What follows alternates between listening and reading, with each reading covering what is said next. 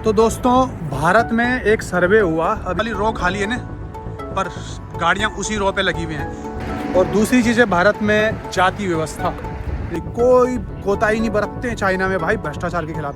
और एक एक्सीडेंट हुआ था शायद पुणे वगैरह में, कहीं पुलिस जो है चालान काटना शुरू कर दी है।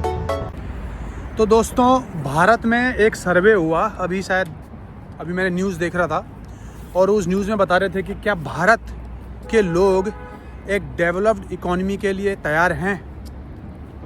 तो इस बारे में आज बात करते हैं, क्योंकि होपफुली 2030 में हमारे भारत देश की इकोनॉमी हो जाएगी 7 ट्रिलियन US डॉलर की।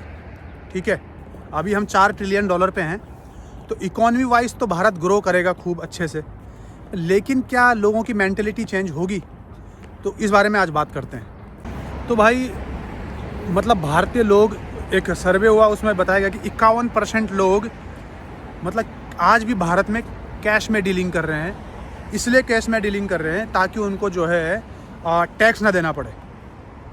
सोचो, ये एक माइंड सेट है भारत में, जबकि चाइना में हर कोई टैक्स भरता है। इनका एक कार्ड होता है, उस कार्ड का नाम यहाँ पर शनफेंजंग बोलते हैं उसको। इनकी एक ही आईडी होती है, वो आईडी ये जहाँ भी लगाएंगे चाइनीज़ लोग ना, जहाँ भी उस आईडी को लगाएंगे उनकी पूरी डिटेल आ जाती है वहाँ पर कि भाई ये कितना कमाता है, कहाँ रहता है, क्या करता है, और ये टैक्स कितना भरता है, सारी डिटेल आती है। दूसरी चीज़, चाइना में जो भी जगह, ये जो हम गाड़ियाँ देख लो यहाँ पर, ट्रैफिक ये वाली रो खाली है ना, पर गाड़ियाँ उसी रो पे लगी हुई हैं।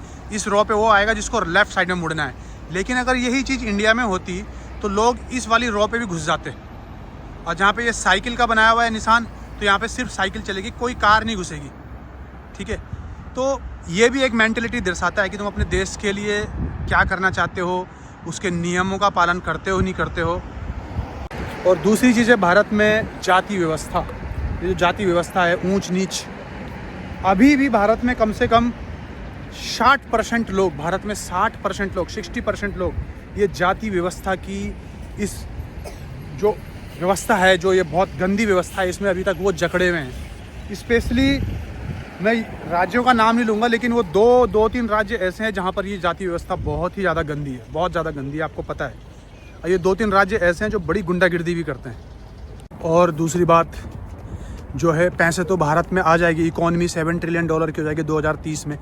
बड़ी बात यह है कि ये पैसा किसके पास होगा? भारत की आम जनता के पास होगा, या खाली जो 1% एलिट जो जनसंख्या उनके पास होगा? यार एक न्यूज़ और आई थी कि कहीं किसी हाई कोर्ट के जज के यहाँ कम से कम 18 से 20 करोड़ कैश मिला है। तो भाई उस जज का जो है ना, रातों रात ट्रांसफ़र करा दिया गया, सिर्फ ट्रांसफ़र टू दूसरे कोर्ट में। सज़ा कुछ नहीं है, कोई सज़ा नहीं है। ठीक है, अगर यही चीज़ हमारे आम लोगों के जो है घर में कहीं पे 50,000 रुपये ज़्यादा कैश मिल गया, तो भाई साहब इंक्वायरी हो जाएगी। तो मेरे हिसाब से भारत में जितने भी कानून बनाए गए हैं ना, वो सिर्फ और सिर्फ आम लोगों के लिए है। और जो बड़े ये जो जज हैं, ये जो बड़े एलिट क्लास के, जो सो कॉल्ड एलिट क्लास के लोग, इनके लिए कोई कानून नहीं है। ठीक है, ये देश के कानून को जिस हिसाब से घुमाना चाहे घुमा सकते हैं, ये अपने हिसाब से चलते हैं। ये बिल्कुल बहुत ज़्यादा भ्रष्टाचार अगर कोई चाइना में करेगा तो इतनी कड़ी सज़ा है ना, वो चाहे मंत्री हो, चाहे वो ऑफिसर हो, चाहे वो कोई भी हो, उसको बिल्कुल हटा देंगे, सीधे जेल हो जाएगी। कोई कोताही नहीं बरतते हैं चाइना में भाई भ्रष्टाचार के खिलाफ। लेकिन भारत में देखो, जज के यहाँ 18 करोड़ रुपए मिल गए, लेकिन क्या हुआ? फटाफट उनका ट्रांसफ़र उनके घर पे ही कर दिया, मतलब जहाँ उनका जो राज्य है वहाँ पे उनका ट्रांसफ़र हो गया, बस। और एक एक्सीडेंट हुआ था शायद पुणे वगैरह में, कहीं पे पोर्स कार का एक्सीडेंट हुआ था। तो आपको पता है उसमें एक शायद 18 साल का लड़का लड़की थे, ऐसे 20 साल के, तो शायद एक का उनका किसी का देहांत हो गया, मन से दे आर डाइड, और मे बी कोई बच गया था। लेकिन जिसने वो एक्सीडेंट करा वो 18 साल का लड़का था, बहुत अमीर आदमी का लड़का था। कोर्ट ने उसको सज़ा क्या दी आपको पता है? कोर्ट ने उसको सज़ा दी एक निबंध लिखने की। एक निबंध लिखो एक्सीडेंट के ऊपर, और छोड़ दिया।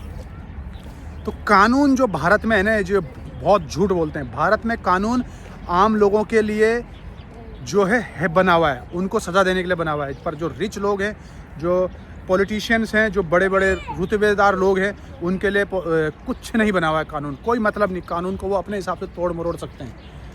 तो ये भी एक अंतर है। हम डेवलप इकॉनमी बन जाएं, लेकिन क्या ये कानून व्यवस्था आम लोगों को एक हीन दृष्टि से देखने की जो व्यवस्था है ना भारत में, वो बदलेगी कि नहीं बदलेगी, मेरे को नहीं लगता। और जबकि चाइना में जो है आम लोग हैं, जो आम लोग, तुम यहाँ आओ चाइना में, तुम्हें पता ही नहीं चलेगा कौन आम है और कौन खास है, पता ही नहीं चलेगा। ऐसा एकदम एक सामान्य, कौन ऊंचा है कौन नीचा है, कुछ नहीं पता चलने वाला आपको चाइना में। सब एक जैसे हैं बिल्कुल। कम से कम 60 से 70% लोग भारत में ट्रैफिक नियम का कतई पालन नहीं करते हैं, बिल्कुल पालन नहीं करते हैं। मैंने जितनी बार आया हूँ भारत, मैंने राजधानी दिल्ली में भी देखा है, लोगों के अंदर बिल्कुल भी पेशेंस नहीं है। हम अगर डेवलप इकॉनमी बन भी गए, तो अगर यही जो छोटी मोटी चीज़ें हैं इनको हम नहीं करेंगे, तो वो डेवलप इकॉनमी बनने का भी कोई मतलब नहीं है। अगर हम अपनी कंट्री के बनाए नियम नहीं फॉलो करते हैं। ये यहाँ पर किसी ने गाड़ी पार्क करी और यहाँ पर ये पुलिस जो है चालान काटना शुरू कर रही है। ये है भाई चाइना की पुलिस, ऐसी इनकी ड्रेस होती है। देखो ये इनकी बाइक है और यहाँ पे चालान कट रहा है, और ये पुलिस की टैक्सी है चाइना में। मेरी वीडियो उन्हीं को बुरी लगेगी, आज मेरा थोड़ा गला भी खराब है, जो मतलब सच में भारत को एक अच्छा देश, एक स्वच्छ भारत, एक अच्छी कंट्री जहाँ पर लड़कियाँ सेफ़ हों, वो नहीं बनाना चाह रहे हैं ना। वैसे लोगों को जो है ये हो रही है। और एनमा शीशी एक मिनट करते हैं बात। सॉरी, मैं टैक्सी में बैठ रहा था, तो थोड़ा ऐसी यहाँ पर जो टैक्सी वाले होते हैं ना, सॉरी, किसी भी शॉपिंग मॉल के अंदर जाओगे आप चाइना में, मोस्टली जगह पर जो गार्ड खड़े होते हैं शॉपिंग मॉल के बाहर ना, वो टैक्सी का दरवाज़ा खोलते हैं आपके लिए, और एक वीआईपी वाली फीलिंग आती है। आज तो आवाज़ बहुत ख़राब है भाई, वीआईपी वाली फीलिंग आती है। चलो आगे बात करते हैं। तो मैं ये कह रहा था कि यार रूल्स का पालन नहीं करना चाहते हैं, ठीक है, जो लड़कियों को छेड़ना चाहते हैं, जो भद्दे भद्दे कमेंट्स करना चाहते हैं, मतलब जो सोसाइटी के लिए सच में कुछ करना नहीं चाहते ना, उनको मेरी वीडियो बहुत बुरी लगेंगी, और वही लोग मेरे को देशद्रोही कहेंगे, पाकिस्तान चले जाओ, चाइना का एजेंट कहेंगे। भाई मैं जो है ना, मैं दिल से चाहता हूँ कि मेरा भारत जो है ऐसा बने जैसे चीन है, स्वच्छ, लोग बिल्कुल ईमानदार हैं, नियम का पालन करते हैं, और इतनी डेवलप इकोनॉमी है। ये डेवलप इकोनॉमी दिखती भी है। भारत डेवलप इकोनॉमी ज़रूर बन जाएगा एक दिन, ठीक है, हम ज़रूर एक बड़ी इकोनॉमी बनेंगे, लेकिन हमें वो बड़ी इकोनॉमी दिखना भी तो है ना। अगर ऐसी स्ट्रीट पे हम लड़कियों को छेड़ते रहेंगे, कूड़ा करकट फेंकते रहेंगे, ठीक है, और कुछ भी मतलब कोई नियम हो, कोई भी सरकार द्वारा बनाए गए हो, फॉलो नहीं करेंगे, टैक्स नहीं देंगे, तो यार डेवलप इकोनॉमी बन के भी क्या हो जाएगा, बताओ आप। अच्छा, एक चीज़ और बताना आप मेरे को, भारत में, चलो मैं पूरे भारत की तो बात नहीं करता, मैं जहाँ मैं रहता हूँ ऋषिकेश में, ठीक है, जिस इलाके में मैं रहता हूँ, भाई मैं इतने बहुत सारे रिच लोगों को जानता हूँ जो बहुत रिच है, लेकिन वो अभी भी गरीबी रेखा के नीचे वाला राशन कार्ड यूज़ करते हैं। अभी भी सिलेंडर लेते हैं सब्सिडी में सरकार से। तो मेंटलिटी देखो, मतलब पैसे उनके पास पूरे हैं, वो खा सकते हैं बाहर से अच्छा चावल लेके, लेकिन उनको राशन कार्ड वाला चावल चाहिए, वो भी गरीबी रेखा से नीचे वाला। तुम बताओ, तुम्हारे राज्य में, तुम्हारे इलाके में कोई ऐसे लोग हैं? मेरे इलाके में तो बहुत है भरे हुए। तो भाई बहुत ज़्यादा ठंड है, और ये मेरे बच्चे बाहर आ रखे थे आज। इधर चलो चलो चलो चलो चलो चलो भाई, बहुत ठंड है आज। बहुत सारे लोग इंडिया में, जैसे एक पेंशन योजना है, विधवा पेंशन योजना है ना भारत में, वृद्ध पेंशन है। मैंने तो भाई अपनी माँ को रोक दिया। मेरी माँ विधवा, मतलब मेरे पिताजी अनफॉर्चुनेटली है नहीं इस दुनिया में, 2019 में उनका देहांत हो गया था। तो एक विधवा पेंशन होती है उत्तराखंड में ना, तो वो जो है मेरी माँ अप्लाई करना चाह रही थी। तो मैंने बोला यार विधवा पेंशन की ज़रूरत क्या है। सॉरी, मैं हूँ, मेरे साथ 2 और भाई है मेरे छोटे, हम 3 भाई हैं। हम अपनी माँ को हर महीने 30-35 हज़ार रुपये भेज देते हैं खर्चे के लिए।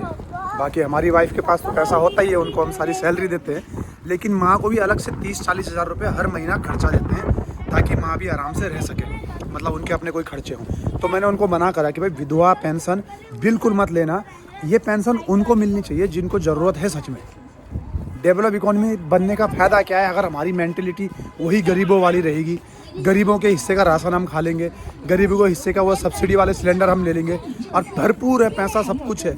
मैं बहुत सारे लोगों को जानता हूँ ऋषिकेश में, बहुत सारे लोगों को, बहुत अमीर हैं, पैसा खूब है, लेकिन भी मेरे मुँह से कुछ निकल जाता, लेकिन वो भाई सरकार की सारी जो गरीबों के लिए सुविधा है उसको यूज़ करते हैं भाई। मेंटेलिटी बिल्कुल गरीब है। तो वही मैं अपने वीडियो में कह रहा था कि भाई अगर हम डेवलप इकोनॉमी बन भी जाएंगे ना, तो मेंटेलिटी हमारी वही गरीबों वाली रहेगी, वो हमें बदलनी होगी, ठीक है। अगर पैसा है तुम्हारे पास तो सरकार की जो सब्सिडी है वो गरीबों को यूज़ करने दो, तुम मत यूज़ करो, अगर तुम्हारे पास ठीक ठाक पैसा है तो भाई डेवलप इकोनॉमी एक दिन हम ज़रूर बनेंगे, ज़रूर वो दिन आएगा, शायद हमारे जीते जी वो दिन आ जाए, ठीक है।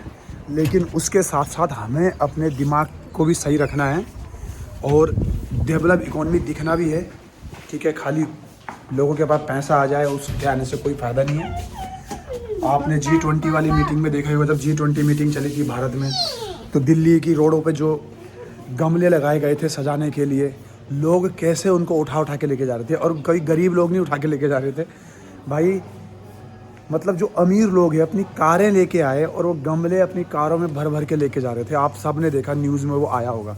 तो मैं वही बात कर रहा हूँ, मेंटेलिटी चेंज करनी पड़ेगी। भले पैसा जो आ जाए तुम्हारे पास, तुम्हें अपने माइंड भी चेंज करना पड़ेगा। तुम्हारे पास भरपूर है तो भाई गरीबों के हिस्से में जाने दो उसको, ठीक है ना। हर कोई बस लूटने पे लगा है, इकट्ठा करने पे लगा हुआ है। तो भाई आज सैलरी आई है मेरी, तो सैलरी आई है तो इनको स्पेशल कुछ खाना था। स्पेशल हम क्या खाएं, तो ये है भाई हमारा स्पेशल पिज़्ज़ा हट। तो आज पिज़्ज़ा खाने जा रहे हैं, चलो आ जाओ। तो भाई आज पूरे 1 साल बाद जो है हमने पिज़्ज़ा खा रहे हैं। एक्चुअली मैं इनको कुछ चाइनीज़ खिलाना चाह रहा था, लेकिन ये रोज़ ही खा रहे हैं चाइनीज़, बाहर जाके दोनों के दोनों खा लेते हैं, मुझे पता भी नहीं चलता। तो जो है आज जो है इनकी इच्छा थी कि पिज़्ज़ा खाएं पूरे 1 साल बाद। पिछली बार कब खाया था? 1 साल बाद यही खाया था ना, इंडिया आने से पहले 1 साल बाद हमने 1 साल पहले यही पिज़्ज़ा खाया था, और आज पूरे 1 साल बाद खा रहे हैं। हम खाते नहीं हैं, हम ये जंक फूड्स वगैरह ये खाते नहीं हैं, हम बर्गर पिज़्ज़ा कुछ नहीं खाते। साल में 2 साल में कभी एक बार खाते हैं। इधर देख शिवा, टैक्स भरो, ट्रैफिक नियम का पालन करो, गंदगी ना करो, ठीक है, और औरतों की इज्जत करो। अपनी पर्सनैलिटी ऐसी बनाओ कि औरतें तुम्हारे साथ सेफ महसूस करें, सुरक्षित महसूस करें। Thank you so much. मैं हूं आपका दोस्त Deepak Rawat from China. I love you all, take care, जय हिंद, जय भारत।